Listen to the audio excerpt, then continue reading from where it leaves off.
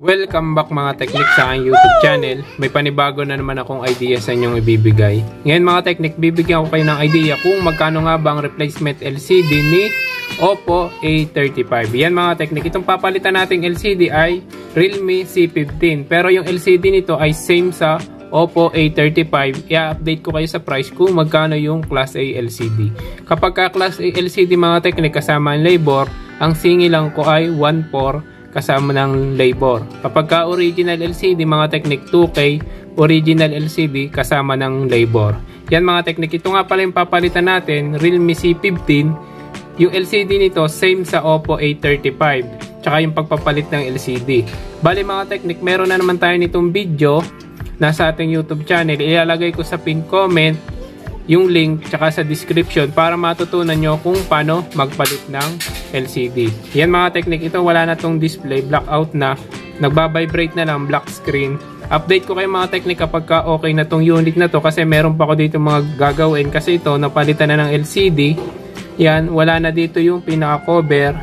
Bago yung pagbubukas ng LCD nila, yan medyo bingaw-bingaw. Ito pa. Atin yung pagagandahin, ibabalik natin yung lapat nitong back cover na yan. Update ko kayo mga teknik kapag ka napalitan na natin to ng LCD. Mga teknik, at sa bago pa natin ka-teknik, iniimbitahan ko po kayo na sumali kayo sa aking raffle. Pwede kayo mga teknik manalo ng libreng LCD, libreng gawa ng cellphone. Mga teknik, ang gagawin nyo lang ay magko-comment kayo kung anong problema ng cellphone nyo at kung anong kailangan ng LCD. Pagka napili kayo mga teknik doon sa ating raffle, pwede na kayong manalo ng libreng LCD at libreng gawa ng cellphone. Kaya mga teknik, ano pang hinihintay nyo? Like, share, and subscribe. Lagay ko po mga teknik yung link sa description. Yun mga teknik, update okay na itong ating pinalitan ng LCD. Yan, same LCD sa Oppo A35. Yan, makikita nyo mga teknik, lapat na lapat yung LCD. Walang kawang. May print na rin siya mga teknik, tempered glass. Dinigyan ko na. Bago inayos natin itong kanyang back cover, yan, lapat na dito sa kanyang frame.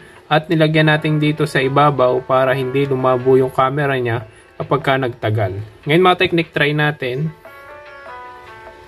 Yan, walang white spot. Napakaganda ng LCD, napakaganda ng lapat. Napaka-smooth. Yan mga teknik, kung may tanong pa kayo, huwag nyo kalimutan mag-comment, mag-subscribe. Salamat sa panonood and God bless. Yung pagpapalit mga teknik ng LCD nito, nasa description yung link tsaka sa pin comment.